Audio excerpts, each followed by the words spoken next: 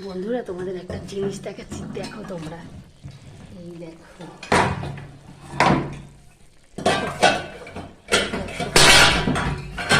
মাছের দেখো এক ফোঁটাও জল দিয়ে দিচ্ছে। মাছের জল দিয়ে দিচ্ছে দেখেছো বন্ধুরা?